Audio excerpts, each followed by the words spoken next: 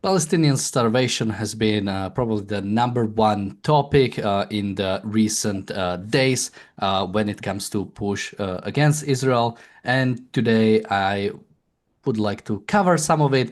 I would like to also cover the Israeli defense that I think is very lacking when it comes to properly understanding how to respond to both the allegations and the rhetoric against Israel, and as well as what should happen.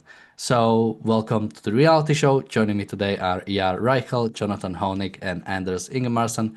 Thank you guys for joining me today. And let me jump to you, ER. First, you were also on yesterday's episode where we talked a little bit about it, but I wanna bring up one thing that I think we brought up today, but it was the report from the WHO about the basically the fact that there is a man-made starvation caused by blockade on aid into the Palestinian enclave, and Reuters have basically fully republished this story, quoting from the report. I don't know what you would call it other than masturbation, and it's man-made, and that's very clear. This is because of the blockade.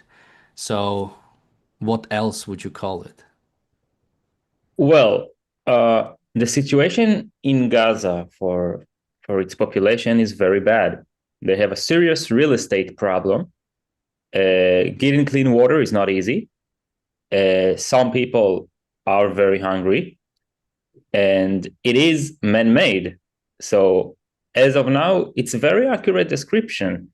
There is only one little thing they didn't get just right, and that is the primary reason for that situation. And that is, in essence, the primary reason, the source, whatever led to the major causal effects that led to this situation, in one word, is Palestineism.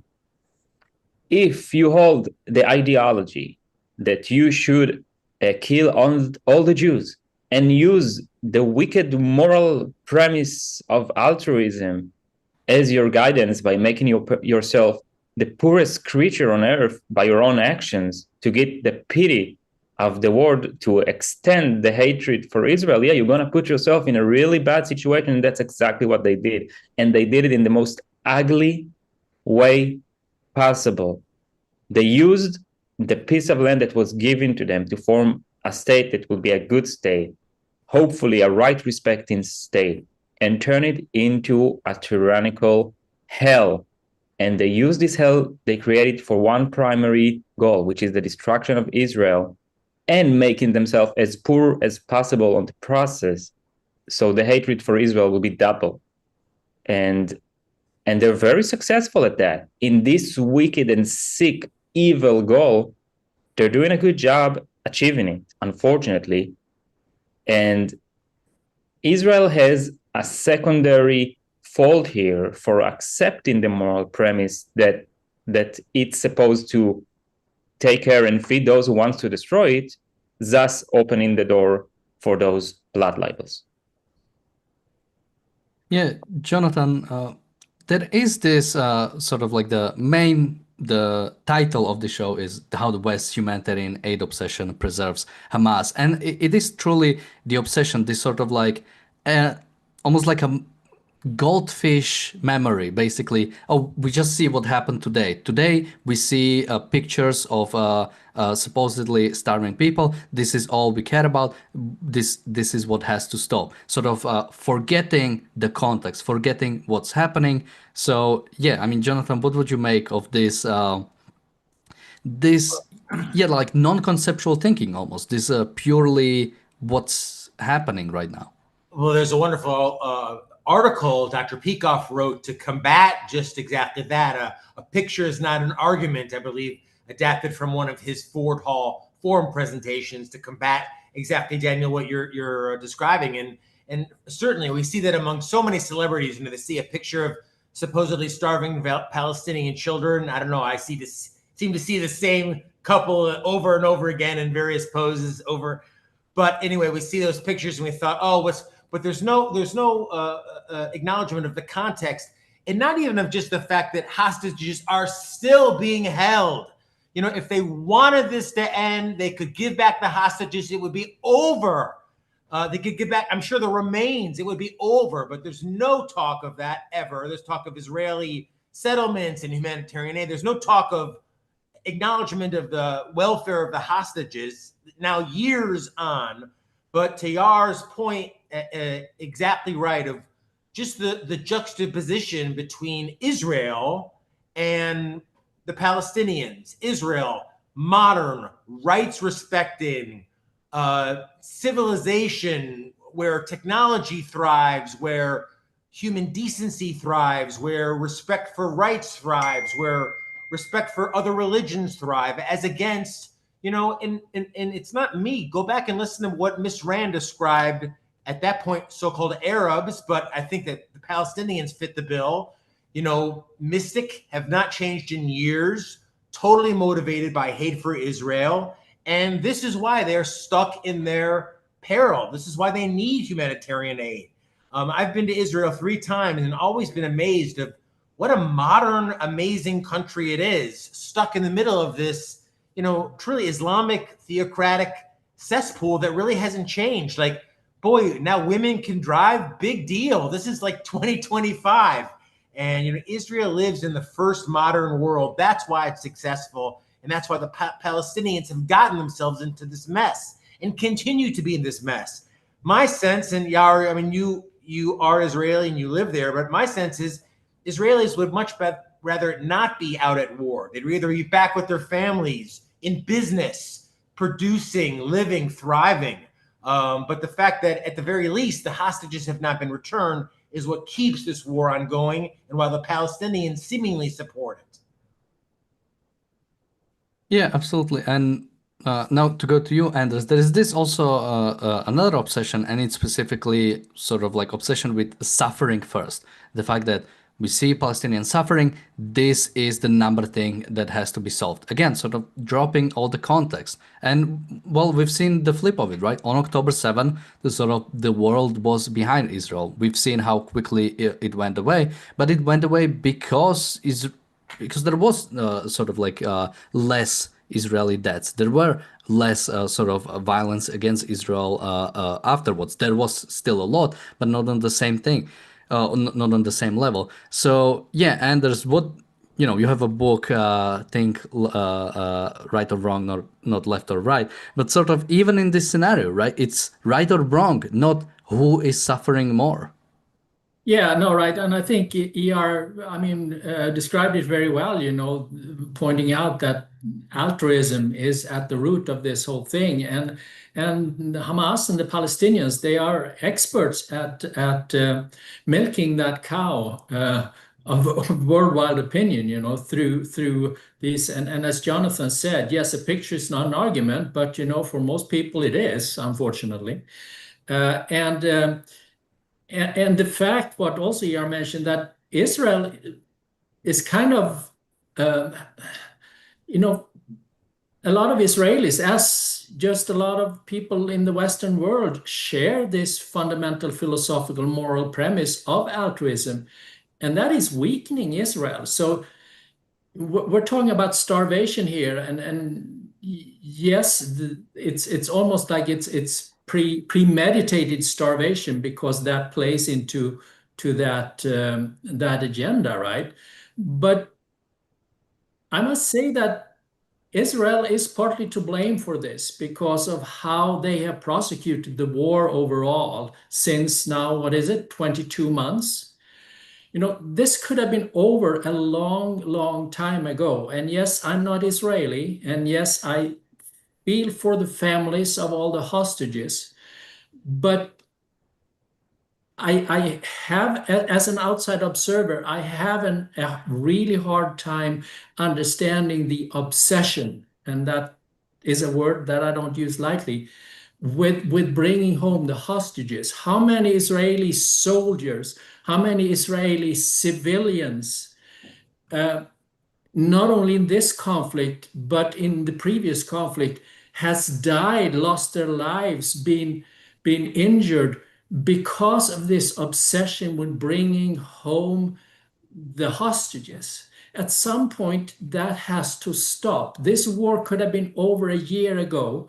There could have been some plan in place for moving Gaza into the 21st century, and the world would have largely, I would argue, moved on to something else. Yes, there are always those in the West who are obsessed with the Palestinians and Gaza, but Israel could have put a lid on a lot of the criticism by ending this once and for all. We talked about that. I don't want to jump in. We talked about that the first week of the hostages. Anders, my point was that the Palestinian people, if there was so much suffering, if they wanted to do anything to get this over, they would have given up whatever they known about Yeah, the no, hostages. obviously, I mean, in one word, I think ER said altruism, but correct me if I'm wrong on that. But you could use another one word, and that is Hamas. This is all on Hamas.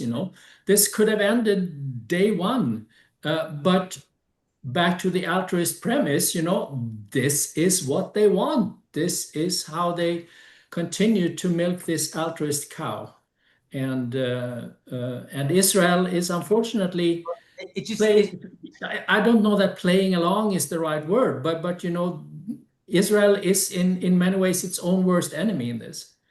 it's just such amazing. It joins like North and South Korea and Cuba and Miami and other places. Israel is just like that in the Middle East. It's this beacon of, I mean, probably one of the top 7 or 8, forget even 20 economies in the world. Israel, tiny little Israel, the size of maybe, Rhode Island. I mean, Israel is a major economic force because of its ideas, as against all these areas around them, Palestine especially, which hang on to literally the Middle Ages. Yeah. I mean, you could argue that in many ways it's a microcosmos of the United States, with all its virtues and vices. And we know here in the U.S. what a struggle it is to fight for our ideas and our ideals, and the same fight is going on in Israel, just as altruism is weakening us Americans here at home and on the world stage, it's weakening Israel as well in this fight. Yeah, and I guess I'll go with that to you, Yair. Oh, sorry, Yair. I see Yair in the chat, It's saying, okay. uh, um, saying Israel is the size of New Jersey. So I got confused there. Connecticut. But when I travel to Israel, there is this sort of bring them home sort of obsession, I think, in Israel. When you go to the airport, when you sort of like go down that sort of like when you're going to the customs, you see the images of all the hostages. When I was there on Independence Day, so when I was going around Tel Aviv, you could see everybody had their flags out, but about half the flags were the flags with a yellow ribbon inside of it. And so, yeah, question for you, ER, what do you make of this sort of like focus on the hostages, as well as we've seen all the protests in Israel again about the hostages? Yeah, I'll start with some context and justification and then move on to my view on it. So basically, Israel is a right respecting nation. It respects the right of its citizen. And Israel, so first of all, I'm going to be very critical of Israel. So I'm just going to say that I'm very proud of Israel. I think Israel is doing the right thing, especially in the current philosophical climate of the world. Israel is a beacon of light that's fighting for its survival and doing many things right. But now I'm going to be on the critical side. So we're not proud enough, and we are not committed to the right moral premises of self-preservation. We are implicitly, at least, but not explicitly. So saying that, I'll move on to talk about the hostages, because this is a very sensitive subject, especially for me as an Israeli. So Israel is a right-respecting nation, has an obligation for the safety and well-being of its citizens against force. And on October 7th, 2023, I think 251 Israelis, innocent Israelis, were captured by Hamas and other Arab Palestinian factions and were took into Gaza. And Israel has a responsibility for the life against violence. And Israel it's an extremely important and proper and moral goal to bring them back. Having said that, the end does not justify immoral means.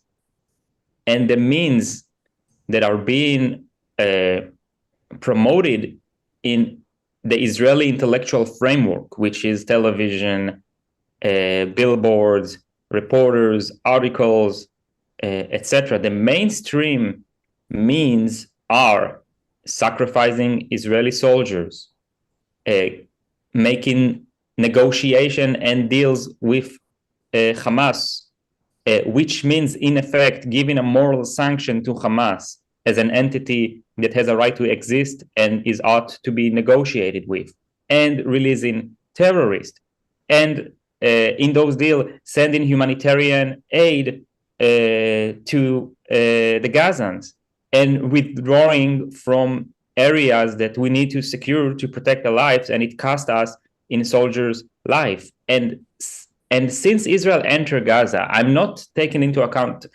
the ones who were murdered on October 7th. Afterwards, we started a campaign in Gaza. Over 400 soldiers have died, and people of the defense ministry. We have thousands of injured soldiers, thousands that their life, all of their life is going to be different from now on, mostly it's going to practically be ruined. They're going to have very harsh challenges. Now, those people are heroes, and they're building themselves up. But still, you lost a leg, you lost an arm, you got a bullet in the head, and survived, and now you're gonna live with this for the rest of your life. You have post-trauma, and I think what we should have said, instead of saying bring them home now, which is implicitly saying Israel do whatever it takes to bring them home, you got to say release them now. You got to say, listen, the Palestinianism movement, Hamas, and all the other fractions in Gaza and all the other supporters, they did a horrible, unforgivable thing, and an act of the Middle Ages, of savagery. They're not a legitimate entity. It's a tyrannical regime. It has no right to exist, and it attacked a right-respecting nation. And we are going to cut everything. We're going to cut the water, the electricity, the gasoline, food. We're going to lay siege. We're going to bomb them. And we're going to set an ultimatum. You got to release all the hostages, or hell will really break loose. And we have to be proud about that. We are acting in a moral right of self-defense as a state that is respecting for human rights against a tyrannical, savage nation that the regime has no right to exist, and the people should be re-educated, accept the concept of rights in its essence, will give up the idea of destroying the Jews or face the consequences. Now, once the movement of Palestinianism chose violence, it has zero legitimacy. Zero. There is no room for discourse anymore. It's about acting in self-defense against the violence. And this is, in essence, also my moral criticism against Israel. Israel is doing so much and is fighting so bravely. And we have people going away from their family and homes and going to fight to protect this nation, to release hostages, to do good things. But they're being sacrificed by the state because they cannot go all the way with the right moral ideas, and they accept the evil moral premises of the West. And think about the Israeli and Jewish culture. It's a culture that for thousands of years have been persecuted, and they have lived under the sense that you have to show the rest of the world that you're worthy of living, otherwise they will kill you. And that's what happened in history. And the Israeli culture, the Israeli Jewish culture has not yet healed itself from this point of view. It's always like we need to appease the world even if it has a flawed morality. And sometimes people genuinely accept this morality at some times. And this is costing us in life and in blood, and it's making us allow our enemies to exist and give them moral sanction instead of finding them where they're small, and it will have a way lower price. And I just want to add one thing. The whole issue with the blood libels of Israel starving Gaza is secondary to Israel accepting this morality and saying, Israel's basically claiming, yeah, you're right, we should feed them. Here, we're doing it good. And you're saying we're not doing it good enough. And you're saying we're starving them, but we're actually not. This is not the proper way to deal with it. We should be proud and say, listen, they're responsible for feeding themselves and they've attacked us. So now they have a problem. That's not our problem. We're defending themselves. We want them to surrender and bring us back the hostages. And then there'll be no starvation. Even if there is right now, I don't know if there is. The reason it's secondary. The primary is the moral responsibility of Palestine isn't. And unfortunately, Israel is not proud enough to say that. And that's costing us in human lives. And Yar, and I'll ellipse that to go back to Miss Rand of the importance of ideas. The idea that this ideology, Palestinianism, cannot exist. It has to be eradicated. They started a war, and Israel is going to finish the war. And that war, in my opinion, cannot end until Palestinianism, until Hamas is eradicated, until not just the hostages are returned, but that the white flag is woven, and that there's a sense of there's going to be no more hatred, aggression, any type of a deal. And Bonnie, who's one of our YouTube members, just like El Rito, there were so many of them. Jeff Bannister, who gave us a great super chat. We've got so much love on the super chat, and that helps us out so much. So become a YouTube member. To summarize what Bonnie said, any deal that sees Palestinian prisoners get out, or sees Israel make amends of any sort, helps the enemy, prolongs the conflict, and is detrimental to Israel long and short term. So we need a total submission of the Palestinians, a total submission of Hamas, and not just a total release of the hostages, in my opinion. Yeah, and I want to go into sort of the response. There is the justification Israel is trying to do, and there is now a response to this justification. But first, I want to read a line from an article by Reuters. I think the name of the article was 10 Gaza facing man-made mass starvation. And in that, they had a short line saying 10 more Palestinians died overnight from starvation. And that died from starvation had a link to another article. So again, the quote was died overnight from starvation. And here is the article it linked to. The Al-Shair family went to bed hungry at their home in Gaza City, and Israeli airstrike killed them in their sleep. So Israeli airstrike killed them, they died from starvation. This is the same newspaper. This is the same newspaper quoting itself. And they are attributing to starvation to, and again, at the end of this, it's of course according to health officials. So according to Hamas, so we don't even know what exactly is happening. But, a question. But Daniel, yeah, I'd like to address that. Yeah. So let's say Israel accept the moral premise that they need to feed them, okay? And then there is an article that is basically a blood libel full of lies. And I think it's like in their benefit while Israel accept the moral premise. They say Israel, like those people starved, and then Israel has to defend itself and say, no, they didn't starve. We don't want them to starve. We bombed them. So it just makes Israel look like a clown anyway. Like, what does it matter? The proper response is every death is a tragedy in the universal human sense.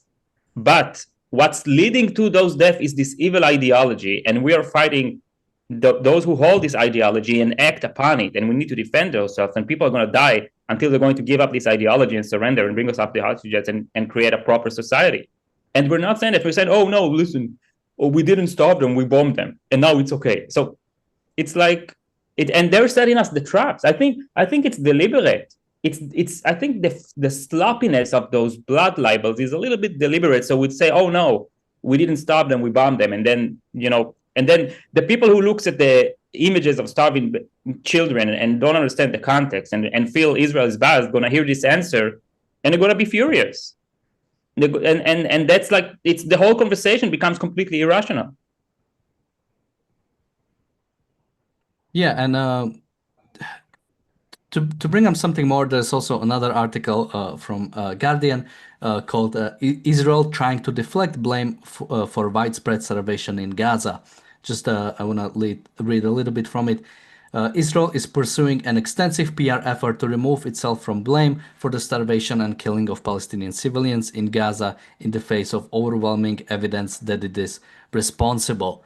And again, this is the kind of like there is no like if you play this game, if you actually try to answer, try to rebuke the points, try to actually fight it, you've already lost it because this is disingenuous as you can get.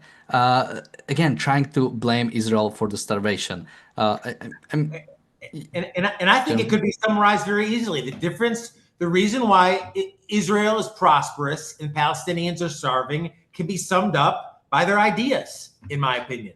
The ideas that they hold as a culture. And, Rand emphasized that ideas matter. It's ideas matter. It's ideas that created the United States of America.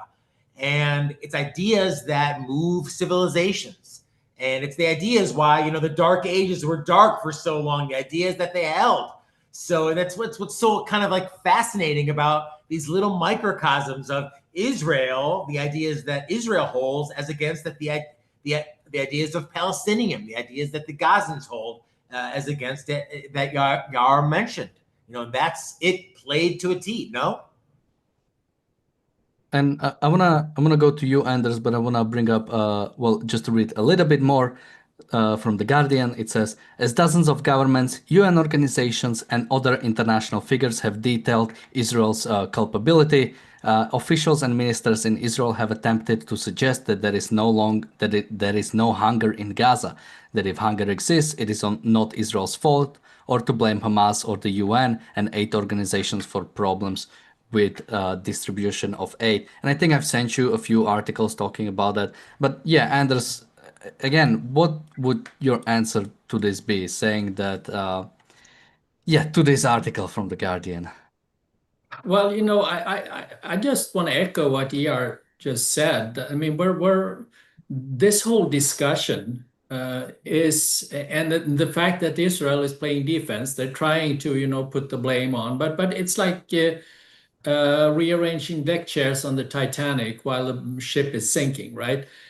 Because it goes back to this is just the latest example in a long line of examples during the entire conflict where whether that is about humanitarian aid or how many civilians were killed, we have bombed hospitals, yada yada yada.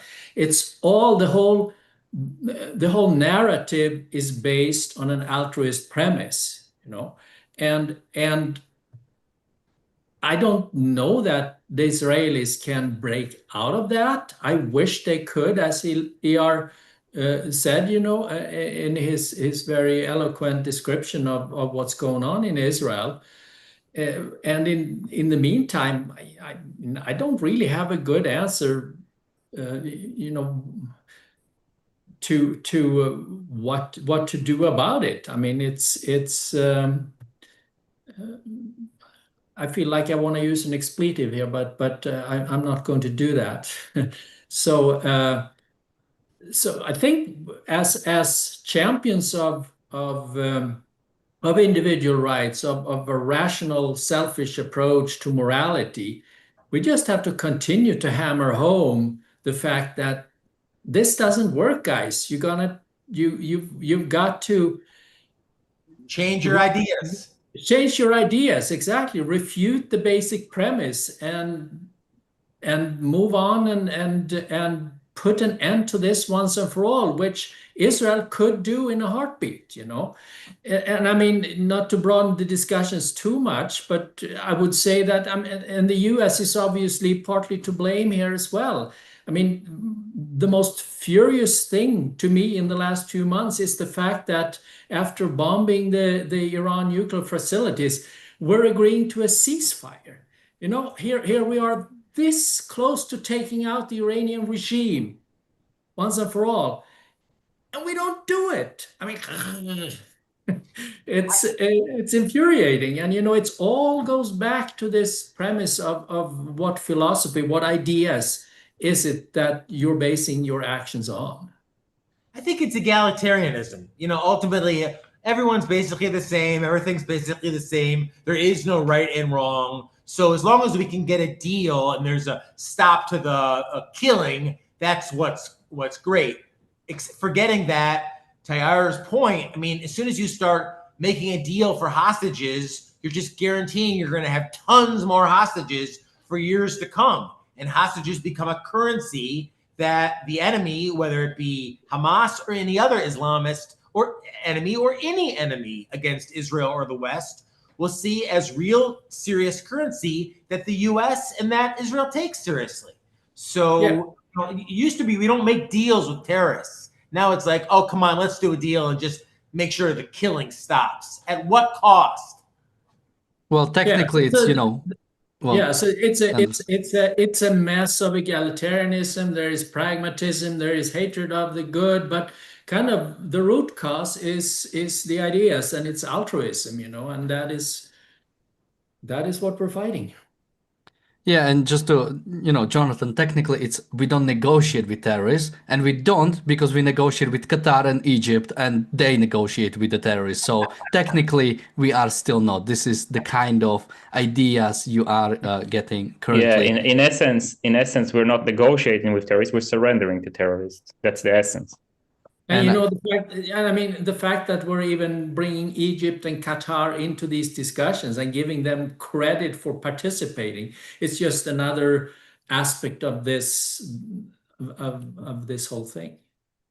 And I want to talk a little bit about the moral power, but first let me remind people that today's episode of the reality show is sponsored by The Objectivist Guide to the Galaxy, a new book by Zoltan Sendes that looks at science and I think properly separates the sort of recent invasion of bad philosophy into science. So if you are interested to read a book from somebody who has been in science fields for decades and him actually looking through things, you can check out The Objectivist Guide to the Galaxy. It's a book on Amazon. A link to that is in the chat and in the description.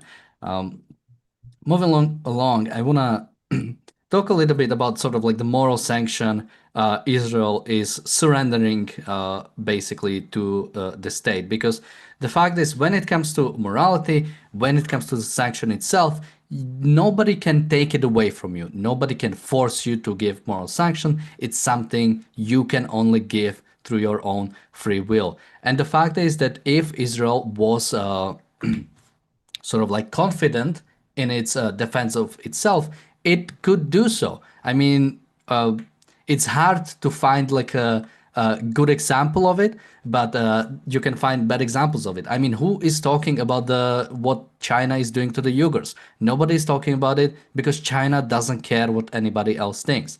Russia doesn't care what anybody else thinks, so they can simply shrug off. But because Israel goes to the UN, it goes to the ICJ, it surrenders to this morality. That is what allows the nations around it to keep bashing Israel. The fact that Emmanuel Macron is now saying he will recognize the Palestinian state.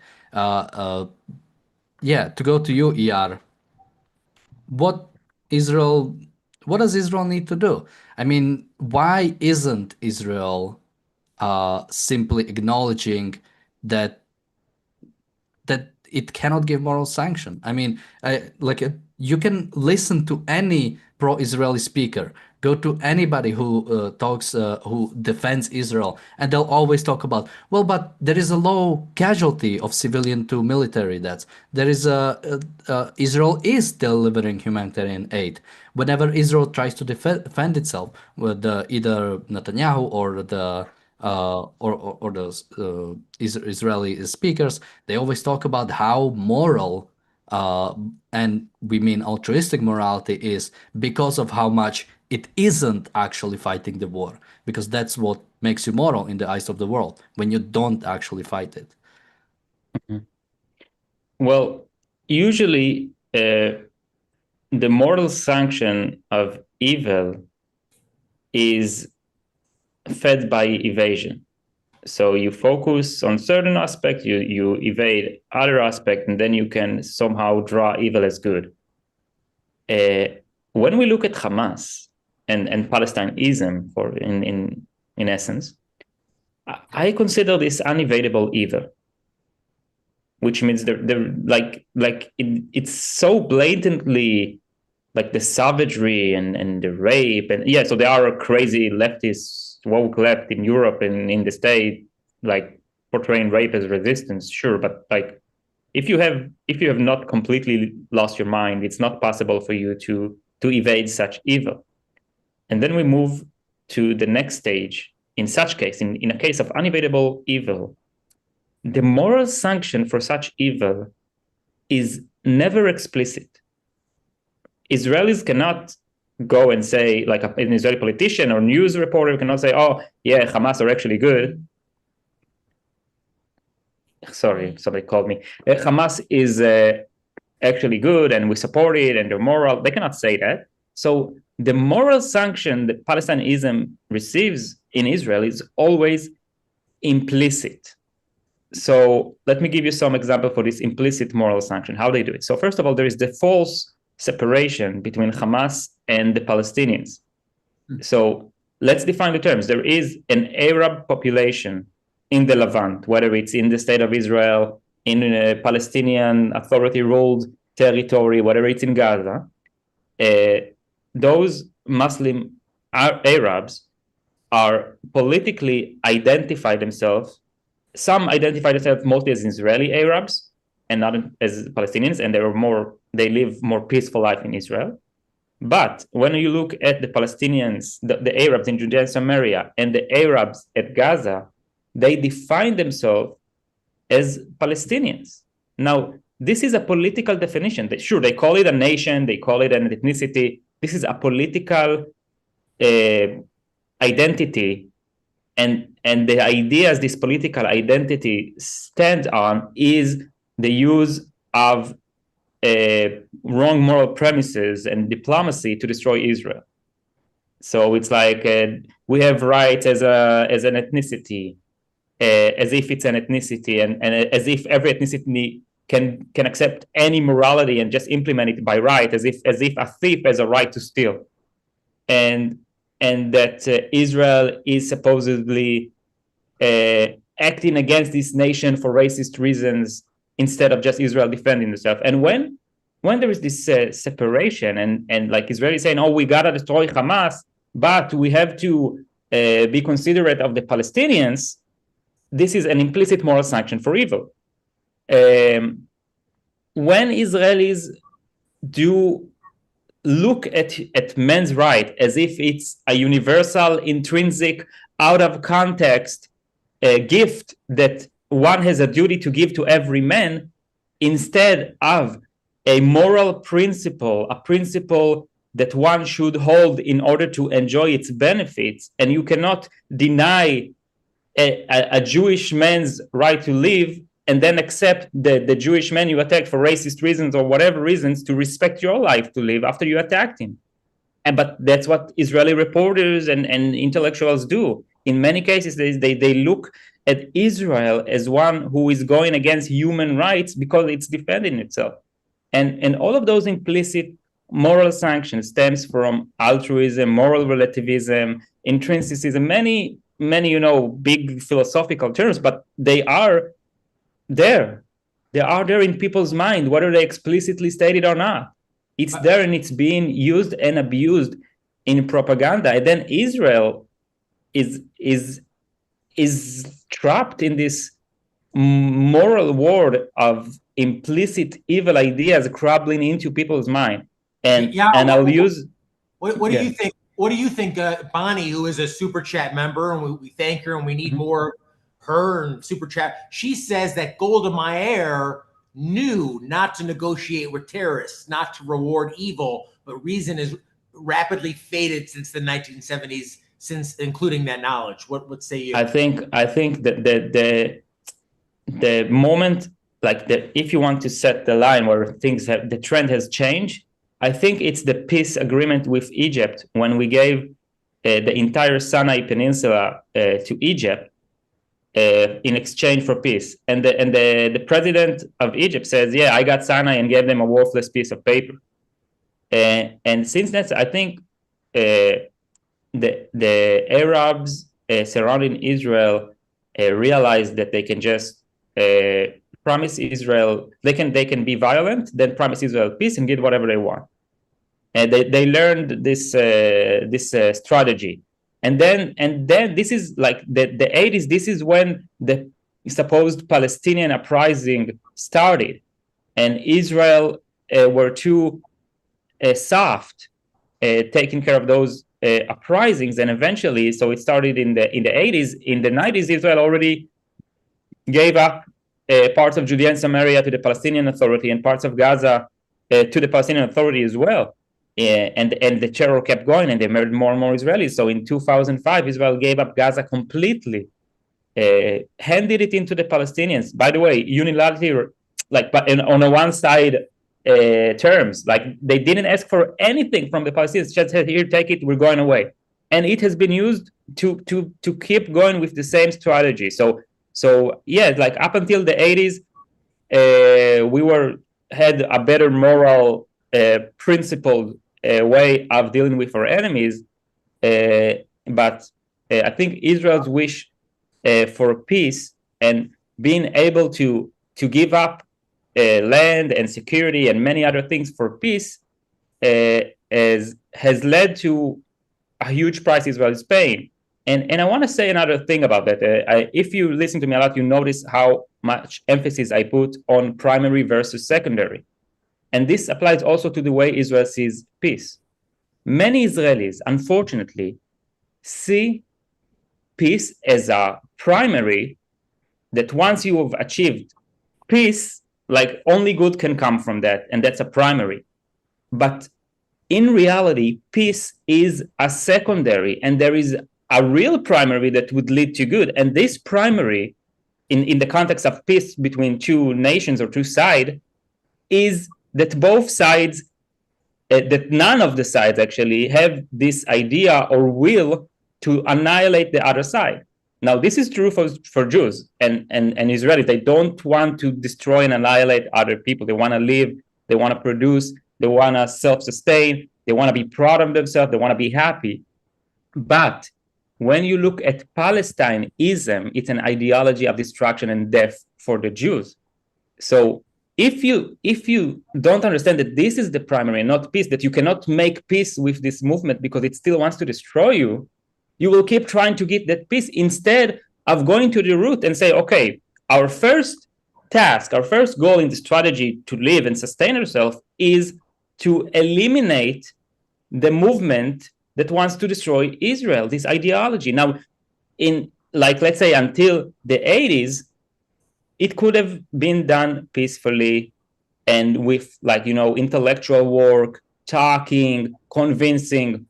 Once the Palestinian movement really went in an, I would say, in their structure, it's not only some terror cells here and there, or some ideology, or some, when their official core, the whole, I forgot the word for that, the whole organized entity became one that chooses to initiate violence against Jews. It's not. There is no more time for talks. It's done. We need to defend ourselves and destroy this entity. And in the 80s, when they uprised, we did not choose to destroy Palestineism, this political entity. We choose to give it land for peace, because we thought peace is the primary and this will solve everything. Well, here we are, 30 years later, 40 years later, in the most unimaginable, horrible scenarios we never thought that would happen. We thought we're going to give them what they want and we'll have peace and prosperity. And we got thousands of dead Israelis, thousands of injured, rise in anti-Semitism around the world. We've seen many cases in Western Europe in the past few days. We are making ourselves closer and closer and closer for another Holocaust because, and one of the primaries is seeing peace as a primary. It just blinds people. They just can't understand it. And in the 90s, when people like said, no, Oslo Accords giving the Palestinians control over land will bring more death and more destruction and horrible things. So, the answer they got was like, oh, you don't want peace. You're throwing peace away. You're anti-peace. And like, once again, it's looking at peace as if it's some sort of magic that once you get this peace without taking care of its roots of what actually leading to the result of peace, you'll have everything sorted out. So I just wanted to put an emphasis on that. Yeah, and I want to sort of focus more on one thing that you said about specifically the sort of the peace with Egypt, because again, Israel always assumes that everybody around them have the same values that Israel has. That basically, because if you think about it in this way, yeah, for Egypt, peace or recognition or anything is just a worthless piece of paper. It's like giving a robber, basically saying, okay, I'll give you a property deed to something else if you recognize my property deed to my house. But he's a thief. He doesn't care. It's a worthless piece of paper. That piece of paper, a property deed or a peace agreement or any sort of thing, only has value if there is a certain recognition of individual rights, a certain recognition of basically right to life. But dictatorships don't have that, but Israel keeps acting like it has. And in a similar way, international organizations act like that. I'm not sure if this was in the WHO report or somewhere else, but some recent report talked about how Israel is depriving Palestinians of their dignity, and that is is not recognizing their sort of like right to life. That is a completely BS thing to say. They have no dignity. What kind of people go, like civilians, break into another country and start raping and kidnapping people? What kind of dignity those kind of people have? And in the same way, what kind of rights are you claiming? Let me jump to you, Anders. I mean, where is this? The way people are talking about Palestinians it's like it's just these kind of people. They are about to create a Jeffersonian republic if only Israel goes away. But yeah, what do you make of that?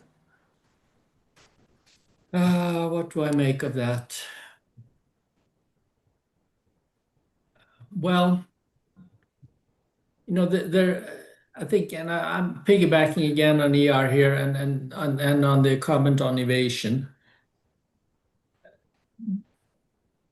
There is just massive evasion and compartmentalization. The fact that you can hold different ideas in different realms of your life, and when I heard ER describing it and the Israelis and how peace is this at the forefront, and I don't know if you can't, of course you can't.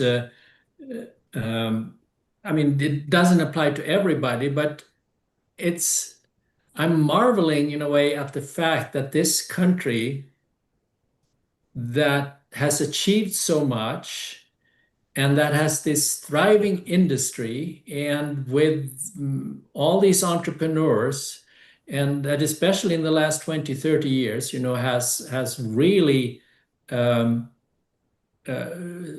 excelled and continues to excel, how you can at the same time keep insisting on this peace as a primary approach. You have the intellect to understand the deepest mystery of the universe, of reality, and then when it comes to politics and this, you hold it totally different idea. And I'm not saying that it's the same people always that have these two ideas, but I'm sure there are a few, you know. And I, again, going back to the fact that what is allowing you to do that, and that is the fundamental ideas that you're holding, the philosophy, and it's going back to what we mentioned earlier with the altruism, you know, that somehow it messes with people's mind in a very fundamental and damaging way.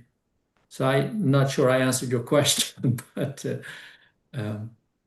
We have a Ginger in the chat is asking, Wall Street Journal has op-ed from Palestinian fighting against Hamas. Have you seen it? Would love a discussion about him because I don't know if I believe him. Actually, Anders, I think, sent me that yeah, I article a sent you a link to few that. hours ago. So yeah, maybe we'll cover it. We'll see how it goes. But we've heard a lot of things like that. Although this one seems to at least speak a little bit different and more recognizing of actually what needs to happen. But yeah, we'll have to see. We are slowly running out of time, so I just want to bring one thing that happened during Wait, the can show. I add? I want to Yeah, add sure, something sure. really short. So there are protests in Gaza against Hamas. It's mostly against the Hamas bureau, which is who runs the internal affairs. And I want to tell you something, and then the counter argument, and then my argument. So nobody in Gaza explicitly rejects the idea of Makawama, the idea of violent resistance to the Zionist entity. Nobody in Gaza says it is wrong to initiate violence against this neighboring country, which just happened to protect human rights, and there are actually good life in Israel, and this is a proper country. Nobody says it. And then other people will say, yeah, but you know, if they'll say they'll be murdered and they're afraid, those good people, they're afraid.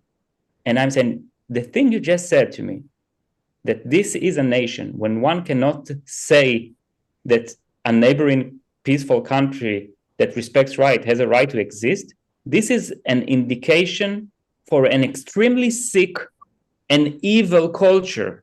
And you use it as a positive point to justify the fact that nobody is explicitly saying that Israel has a right to exist and that trying to murder all the Israelis is wrong.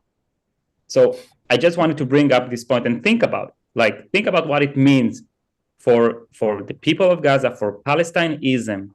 Think about this sick and evil culture. Yeah, absolutely. And so I just want to bring up one more thing and sort of go to closing thoughts. Apparently, Trump says, I'll just give you a direct quote. It was too bad. Hamas didn't really want to make a deal. I think they want to die, and it's very, very bad. He really has like a not that high of a vocabulary, and I almost couldn't even think of that word. But so basically, reports are saying that basically America is no longer negotiating with Hamas. We would have to see what that sort of means. But yeah, any thoughts on this? And if not, any closing thoughts, Jonathan? Well, I'll say the way to end the war is not negotiating or feeding Hamas. It's the top three things I've seen in the last year. Number one, Israel and America bombing Iran and the Iran's nuclear capability. Number two, the pager Hezbollah attack. And number three, the hostage rescue in Israel, where they were attacked by Palestinians in the neighborhood and shot themselves the F out safely. That was the top three things I've seen all year. Pick up a new textbook of Americanism, Ayn Rand on politics, at Amazon now. Anders? Yeah, let me add to that, and I will repeat what I have said on many shows before, that I think Israel should occupy Gaza, occupy the West Bank, occupy southern Syria, occupy southern Lebanon, and slowly start to spread rationality. And over time, you can start to ease the restrictions, implement property rights so that the people in those areas slowly but surely can start to focus on living a rational and happy life rather than just making the death of Israelis their focus. You can find me on Substack, andersingemarsson.substack.com, and my book, Think Right or Wrong, Not Left or Right, a 21st Century Citizen Guide, is available on Amazon. I guess on that note, I can add that Knesset on Wednesday approved a non-binding motion in favor of annexing Judea and Samaria. So this doesn't really mean much because, as I say, it's basically just a resolution or sort of just we like this idea. They must listen to our show. Well, when they actually pass a binding resolution, then we'll definitely know they are. But Iyar, any last thoughts from you? And also, where can people find you? I'm Iyar Reichel. I'm an associate of the Ayn Rand Center Israel. You can find out more about Ayn Rand Center Israel in aynrand.org.il/about. And we're very grateful for your support. And I also want to say, in the context of the talk today, we talked a lot about the importance of idea, the false narrative that forcing Israel to accept self-sacrifice, a question rises like, how can we solve that? So I am working on what I see as the best way to address this issue. I'm working to promote ideas in Israel that actually correlate to reality, the right moral premises, and thus the also guidance of action and political action. This is a project called Victory Now. And I'm a little member in this movement. We're working on a book called Victory Now, showing a plan for Israel's victory and the moral basis for such plan. We need your support. We need this book to succeed, to make a real change in Israel. This is the only way. It starts with the intellectual warfare. I'm convinced we have a great product that's about to come out. So please check us out, and visit www.victory.now. And just quickly, somebody said it's not annexing, just applying law. And I think from the resolution itself, it said apply Israeli sovereignty law, judgment, and administration to all the areas of Jewish settlement of all kinds in Judea, Samaria, and the Jordan Valley. I think that's effectively annexation. I'm not sure what it's else. It's annexing. Yeah. It basically means it's an informal call for annexation for Judea and Samaria, besides areas that were given to the Palestinian Authority, because this is like over there, if a Jew will enter there, he will be lynched. So the way they phrase this is like, where there are Jews in Judea and Samaria, we can apply the law, and applying law and sovereignty is annexing. So we just like excluding the areas we handed out to the Palestinian Authority. And with that, let me give people another reminder that today's episode of the reality show has been sponsored by the Objectivist Guide to the Galaxy. You can check it out. Check out the Amazon link in the chat and in the description. With that, thank you guys for joining me today, and we'll be back tomorrow with another episode of the Daily Objective. Until then, bye-bye.